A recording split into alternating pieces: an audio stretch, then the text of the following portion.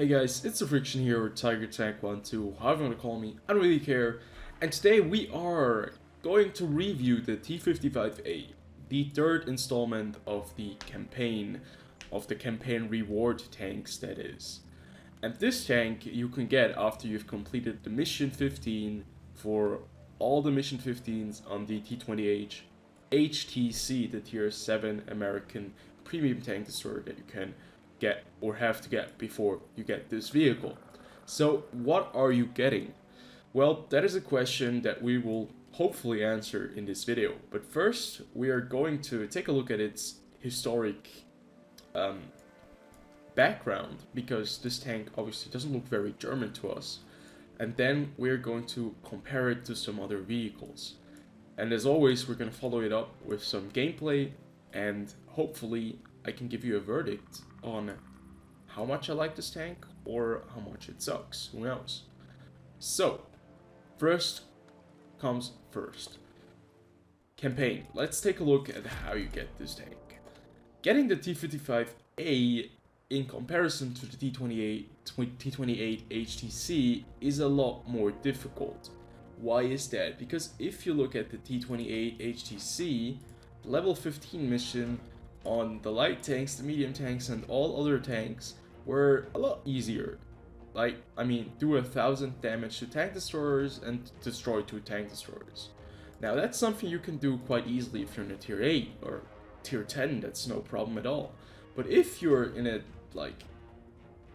do 2,500 damage to tank destroyers at tier 9 and tier 10 is not that difficult either, I have to be honest. But the level 15 light tank mission does get a lot more difficult. 7,000 HP spotted and done. That's not a game that you have every day. So obviously these missions are a lot tougher. They will take you more time, but also you're getting a vehicle that is a tier 9 tank for free. As always, you do not make premium amount of credits, but you can train your crew in this vehicle. As I have currently the Leopard 1, just, to get this tank crew up on their level 4 or something like that, just to train them. So, what kind of tank are we looking at right here? We can take a look at its details. An upgraded version of the T-55 tank, the T-55A, had a higher level of nuclear protection and no bow machine gun. From 1962 through 1970, about 1,800 of the T-55 and T-55A tanks were supplied to East Germany by the USSR.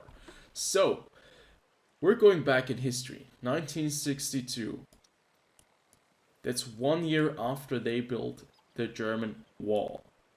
The wall that separates East Germany from West Germany. East Germany being controlled by the GDR, West Germany being controlled not by the Allies, They were controlled by the Allies, but then they formed their own government, and they still had a lot of Allied troops on their ground, but they are a sovereign nation, as was actually the GDR, but yeah. So the GDR obviously being supported by the Eastern Coalition, by the Soviet Union, they get their military equipment from the Soviet Union, and obviously the West German coalition, or West Germany, gets supported by the Western allies. So obviously their military equipment is going to be very different.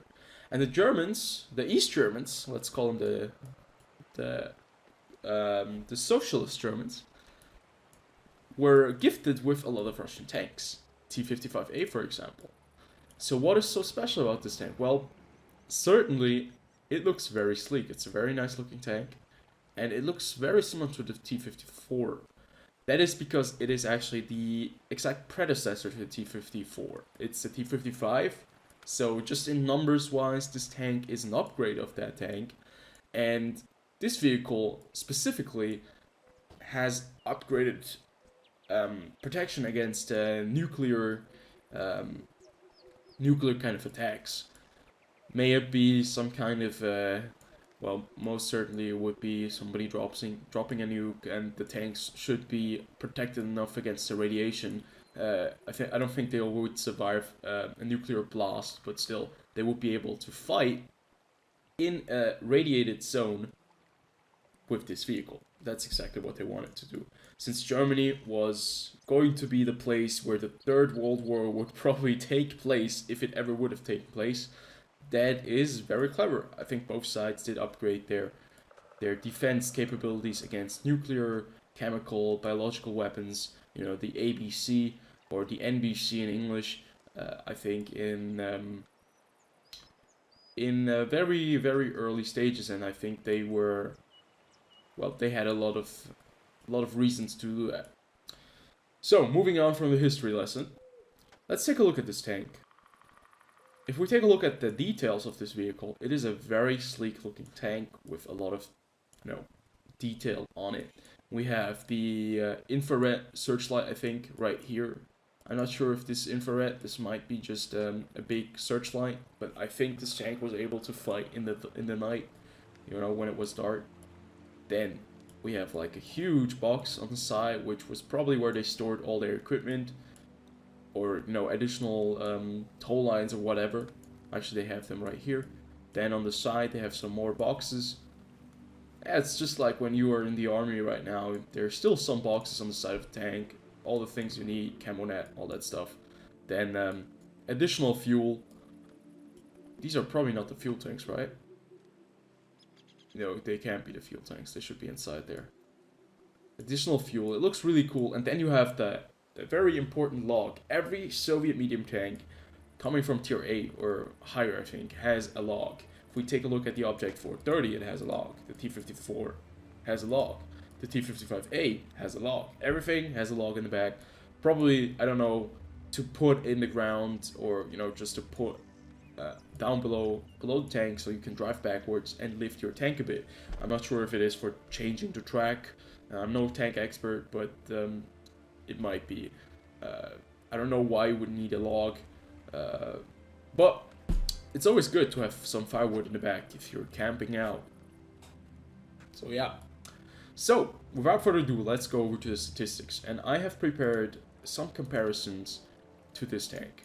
We're going to be comparing 3 vehicles, actually, to each other. 2 tanks that I have in my, all 3 of them of the tanks are in my garage right now, so they have pretty good crew sets except for the Object 430. And we're going to take a look at how competitive these 3 tanks are, speaking of pretty much statistically. These 3 tanks all play very similar. They are Russian tier 9 tanks, basically, except that the T-55A belongs to German tech tree. But they all have very similar armaments or similar kind of gameplay elements and similar statistics in armor and protection. But they all have kind of a different caliber, except for the T-54 and T-55A. They have similar calibers, but you can use different guns on the T-54 to make it a bit, more versatile in different areas, but less versatile in others. But you can see 320 base damage for these 2 tanks, 390 on the Object 430, because that thing is rolling a 122mm gun. That is very unique to this tank only, with 238mm of pen. Now, all of them are firing AP rounds, but you can see that the rate of fire on the 54 and the 55A is a bit better than on the Object 430. They also have, at least the T-54 has better gun depression than either the Object 430 and the T-55A.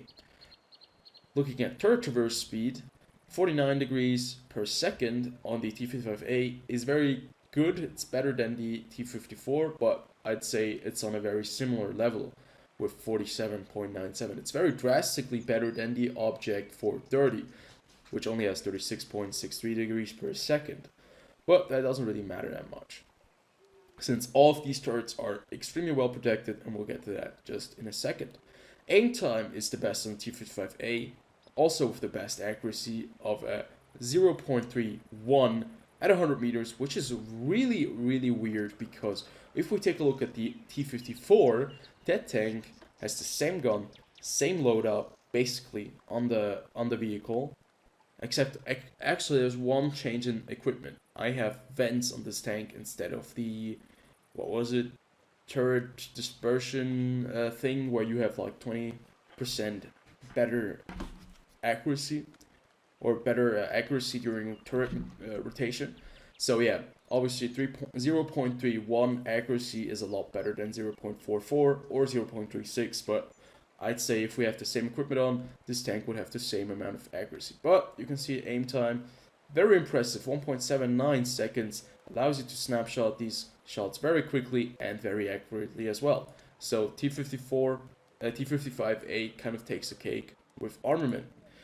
Moving on to protection. Well, protection is something that both the 54 and the 55A actually shouldn't be too afraid of, but still 100mm of frontal hull armor is not as good as 120, so the 54 is going to be better protected as well, but it does have 50 points of HP more than the 54, but still, other than that, the armor statistics are a bit worse than on the 54 and definitely worse than my Object 430. This tank has some of the toughest armor in tier 9 for a medium tank and is still very unbalanced. 1800 HP, 120mm on the frontal armor with very weird kind of hull design, and 248mm of frontal armor on the turret makes this thing almost impenetrable. Also, 185mm on the side turret makes it very strong in hull down positions. But same goes for the 54 and the 55A. Difference is just that the turret is not as strong as on the Object, and the hull armor does not hold up on the 55A as it does on its counterparts. Moving on to mobility, this tank certainly is not bad. It's fast enough to reach its destination, 50 kilometers going forward, 20 kilometers going backwards. It's not on the same level as the T-54, which also has more horsepower and thus better acceleration, but still, it is very competitive, with 50 kilometers going forward, 53.33 degrees per second traverse speed. So this is a tank that certainly is mobile, that can get around, but it's just not as fast as the T-54, the big kind of brother, right, in that case. Concealment-wise, well, I do have a camera on the Object 430, so we don't really have to look into this statistic, but you can see it's very similar to the 55A and the 54 because of very similar kind of crew skills and stuff on that. Those tanks can be hidden very nicely without a camo net if needed, and the view range is a bit better on the 55A, but it's nothing too spectacular. 407 meters on a 54, that's not that great. Obviously, Russian medium tanks don't have the best view range, but you can make it work with some equipment and the right crew skill. So, how does the 55A perform in battle? It basically shows us that it's very similar to the T-54. Some aspects it's a bit better, some it's a bit worse, but that all has to do with my current loadout, I think. So, is it going to be just like the 54? Well, I have good news, and I don't have any bad news, because it's basically a 54, which is premium, which you can train your German crew in, and it hits just as hard. There are some slight differences though, that this vehicle is a bit slower and that its loadout, at least for the shells, is a bit lower. There are only 43 shells that you have in your entire tank. 43 with a rate of fire of 6.5 rounds per minute, no, 6 rounds per minute, is kind of not enough if you have to destroy several tanks. You'll see what I'm talking about in a second. But without further ado, without taking away from the gameplay, I'd say let's jump into the games and see how well this tank performs, and then we'll have the final verdict on this vehicle. And as always, keep on watching. I have two games prepared for you guys. One in the pretty much optimal kind of setting for this tank, and the other one in a setting where it might not do as well as it would otherwise. But still, the question that I think a lot of people would ask themselves about the T-55A is it as overpowered as the T-54? Okay, wait, let me rephrase that. Is it as strong as the T-54? Because the T-54 is certainly one of the favorite tier 9 medium tanks, and I have to say one of the strongest as well. It is if you are willing to shoot premium ammunition. Now, first thing I can say is it's placed very similar to the 54. Is it as strong as OP as the 54? I have to say, not entirely. It does have more HP, 50 HP points more, but it lacks a bit of the armor that the T-54 has. I know it's just a reduction of 20 millimeters on the hull, and I think about 30 or 40 millimeters on the turret, but still that reduction you can feel in a lot of games where other vehicles, sometimes tier 7s, aren't able to pen you. These tier 7s now actually can pen you. 20 millimeters can make quite a difference. But that doesn't mean that this is a bad tank. No, certainly no. It is a very, very good tank. And to think of that this is a reward tank makes me very happy, because I'm very happy to have this tank, and I can say it like before this entire thing even stops, before we're coming to the end of the video. I can already say this tank is absolutely worth it. Out of the 4 vehicles that you can get, I think this one is the tank that is worth most to me, because I like to play tier 9s, and this tank just does supremely well against those vehicles. I mean, with the right equipment, as I have on my tank right now, with the right crew, you know, even with a bad crew, since you can train it, this vehicle is still a very good foundation for a lot of fun, for, you know, very good games. You can see right here, we are actually sniping a T-26E4 on the side turret and the top part of the turret of the cupola. It's 300 meters away, and I have accuracy of 0.31 at 100 meters, so this tank is fairly accurate with all the equipment I have on. It's fairly accurate. The standard pen of 201 millimeters of armor with its standard AP rounds is very, very decent against tier 9s and tier 8s. It's going to be a lot more difficult against tier 10s, but you know, you always have the heat rounds that you can rely upon if you need to penetrate a ST1, for example. So what's another strength of this vehicle? Certainly it is the mobility, and that's exactly what I'm trying to show you guys here. I've been playing very passively at the beginning and the middle, and now I'm trying to be very active right here and push out these guys that are hiding here on the A, B, and C line out here. I don't really want to push the open field because that's usually a bad position, but you can still do quite a lot of damage in this open middle area. The problem is just, well, this open middle area can be shot up from several locations, so you just have to be very careful. But you can see this tank has its limitations. I cannot penetrate the STI with AP rounds, so I'm switching over to heat rounds. And you can see heat rounds have, I think, about 330 millimeters of pen, which is absurd. You're going from 200 to 330, and you can see it gets very easy to penetrate this STI.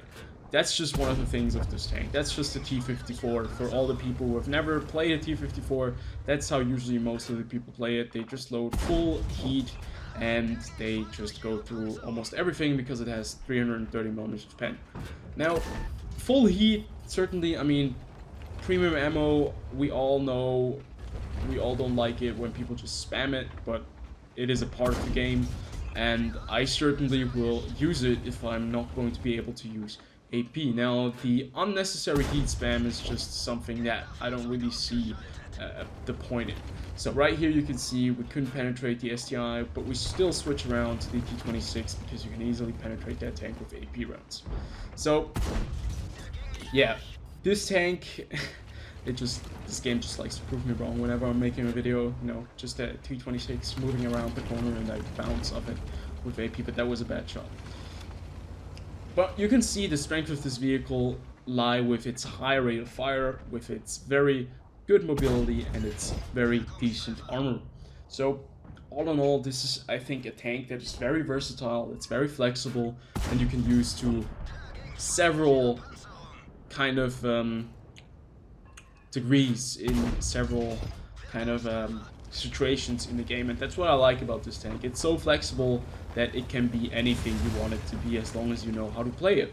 So in a hold down position you can almost play it like a heavy tank, because you can hold up a lot of vehicles. Since you do have the pen, you have the high rate of fire, you can do a lot of damage in a very short amount of time, and you can easily penetrate them at the same time. So what we can see right here is just that this tank is very, very effective. It's very, very strong.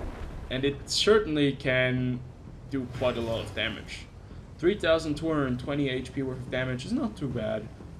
We got 3 kills and we pushed pretty much just through the middle and to their base. Didn't move around that much, but still this vehicle is able to move around fairly easily. So in this matchup you can see just some tier 9 tanks, most of them were tier 8s. Going up against these tier 8 vehicles is not really a big challenge. Against those tier 9s is a bit more of a challenge, especially if they have very good armor, but you can still work that around. So I would say we move on to the second game and see how this tank fares in a situation where it is not top tier, where it has to face some tier 10s, and where it is out of its comfort zone. Looking at the matchmaker, it actually doesn't look that bad, right? Now the only difference is that there are 3 tier 10 tanks this time around, and just a few tier 9s. There are still a lot of tier 8s though, so we might still be doing quite well. Now the problem is just that this map, Lakeville obviously, is a mysterious map. People just kind of tend to flock to the 1-2 line because it's the quickest way to get to the enemy base. What they do tend to forget about this map is that the 1-2 line has the worst ground resistances in the entire game. So basically, whatever tank you're driving, it's going to take you as long as it would take me to drive through the entire town and then to their enemy base. Now the problem is just when, I mean, certainly it is a flank that is supposed to be protected. It needs protection, needs somebody to push through there, right? So I don't have anything against it, but it's a big problem when basically 1/3 of the team or half of the team just decides to go into that area and decides to abandon the entire part of the map. City being one of the easiest parts that you can push through, basically an all wall of tanks, when there is no support. And thus, the biggest problem with this tank is if it's in a bad position without the right kind of you know, ability to use its very, very good characteristics. For example, rate of fire and or mobility. This is a tank that's very mobile. It's a tank that's supposed to flank. It's a medium tank that's supposed to go into the battle, but I cannot do that. I cannot support my team in the 1-2 line because my armor wouldn't hold up. It has its limitations. I cannot push that 1-2 line with them.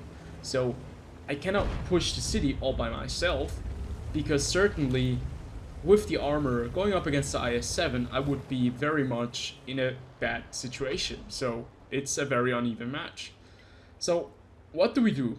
I decide to fall back, go back to base and see if we can hold the position right here, and I am hoping that my team can push the 1-2 line. Certainly the 1-2 line is strong enough manned, but the problem is it's kind of a choke point, so if they have artillery, if they have tank destroyers, they can basically destroy everything that's trying to go through there because not a lot of vehicles fit through that place, so it's going to be a one-on-one situation where one tank is pushing, then it gets destroyed, it blocks another pathway, so it's like, okay, it gives you a bit of cover, then another tank pushes, but at the same time you're getting fired at constantly from the other side of the team that's, you know, not pushing. So that's kind of the problem that we're facing right here. We're losing those tanks, and at the same time our city side right here that's hiding over there didn't decide to fall back because some of them weren't fast enough, some of them just completely ignored it, and now they're kind of stuck in a position where they cannot do a lot.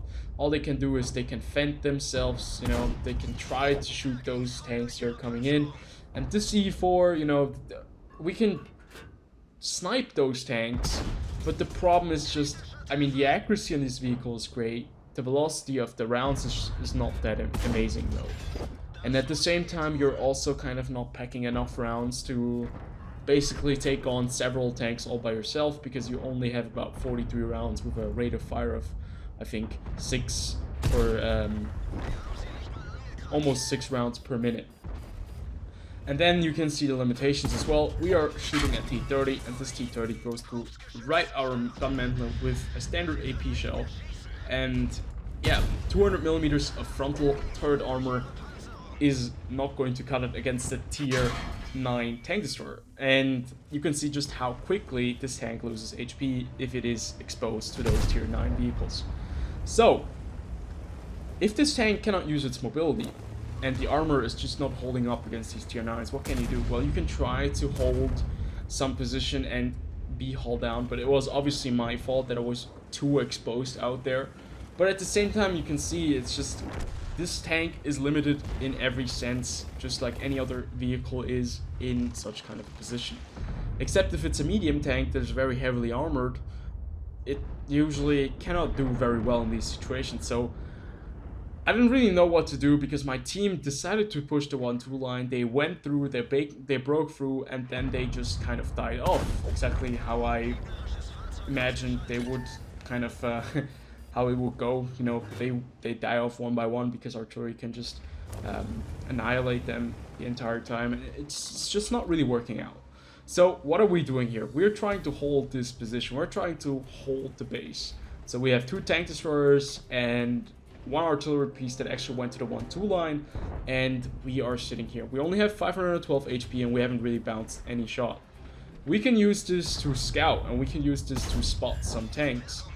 Now this tank has better spotting than the other standard Soviet tanks do have, because this vehicle is just in the German tech tree, so I think spotting on this tank is 470 meters with this crew that I have right now.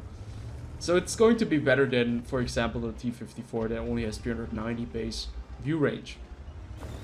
So, another limitation to this vehicle is the 5 degrees of gun depression. The 5 degrees of gun depression isn't going to really help you out in such a situation. They did flatten a lot of the maps, you'll do just fine in most of the cases, but if you're trying to hold your base on this elevated position where you need your gun depression to work out for you, you're going to be in a tough spot. And right now we're just kind of waiting. We're waiting for them to push, and at the same time I noticed that they're going to be pushing the 1-2 line because the last 2 tanks of the 1-2 line of my team just decided to die. So what do we do now? We have 3 tanks defending the base, 1 artillery piece in the 1-2 line, and I am trying to hold off the guys that are pushing through the 1-2 line. The T-58 dies, and you can see the rate of fire on this tank is just absolutely fabulous. And as long as we don't go to this bush like this and try to spot them for ourselves, we should be safe. But I decided to move up, but I forgot that the T-54 lightweight was still up there, so he decides to put a shot into us. So obviously, with the rate of fire, with the pen that we have, we're going to be able to take on these STRV, S1, and the WZ-111. Unfortunately, we do not penetrate the T-54 lightweight just as he is about to retreat right there. And now we're in a tricky situation. It's a 2 on... how many tanks are there? 5 situation. 2 on 4 actually. The E3 is doing his bits. This is a perfect defending vehicle. Now the 55A, obviously, in this situation is going to be in a bad spot. So I decide to use my mobility to my advantage. Go over here and see if I can, you know, take out these guys coming in from behind. I decide to move in here and see if I can spot them. At the same time, I'm hoping that the E3 will hold the WZ off, and side scraping here is my kind of idea of being protected. But you have to remember, 100 millimeters of armor is quite a lot of armor for tier 7s and even tier 8s. But 100 millimeters of frontal armor is not going to be enough against tier 9 medium or light tanks. Except if you angle it very well. So that's one thing you have to learn in this tank. If you want to play this tank to perfection, you'll need to learn how to angle this vehicle and how to be effective with its armor, since it does certainly have its limitations. So right now I'm kind of trying to hold the WZ off by, you know, looking at the back, but somehow we do decide to push and we catch a shot from the 54 lightweight. And just as I'm looking at this way right here, a WZ appears behind me. A wild WZ, that is. And yeah, I never expected the WZ-111 to push through the backside where artillery usually hides it. And now this is an one-on-one E3 with 35% HP against a WZ-111 with 6% of HP. And this entire game has turned itself around. So this tank, the 55A, certainly is no defensive vehicle. Absolutely not. 55A is a horrible tank to defend base with, in my opinion. As long as you're unable to protect your lower plate, you're going to be in a kind of big disadvantage. All you need to do with that tank, in my opinion, is to move around, be able to move around, be able to stay hidden, and if it really comes down to it, you're gonna use your frontal armor, especially against tier 8s, tier 7 vehicles. You're gonna be doing very, very well. But against tier 9s and tier 10s, it's going to resort to a bit more than just having the 100mm of frontal armor. And the turret armor is not going to hold up against some tank destroyers as well, but still it's going to be very reliable as long as you stay hold out. So this game has turned around into a very close draw, and now maybe to a victory if this E3 actually manages to get the WZ-111. The question now is just, did he move down the middle or did he go to the city? I think if he went to the city, the E3 would have spotted him, because he certainly seems like a skilled player.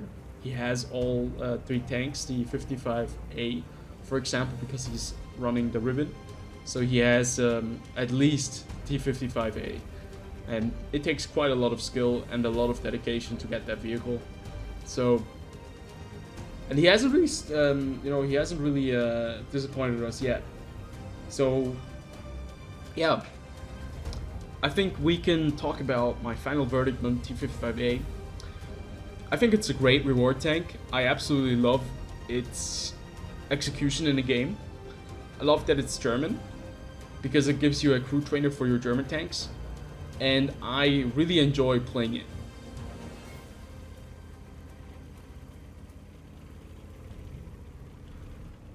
It is not the strongest tier 9. If you compare it to the T-54, I think the T-54 is still better. And the Object 430 certainly is better armored.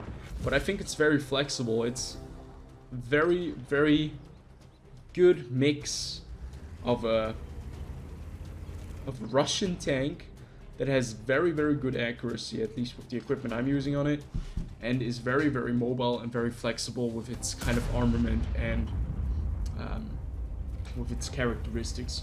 So I certainly like it, and I think you guys should certainly try to grind for it, and if you get it, I think you're gonna be quite happy. If you did enjoy the 54, you're gonna enjoy this tank just as much, if not more.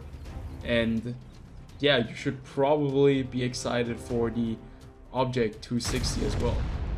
So the E3 takes out the WZ-111 with a high explosive round and secures this victory for us with 2,551 damage dealt, 1,868 damage spotted, and 250 HP worth of damage bounced. So, yeah. I hope you guys did enjoy this what to expect. If you did, as always, like, comment, and subscribe. And I'll see you guys on the next one.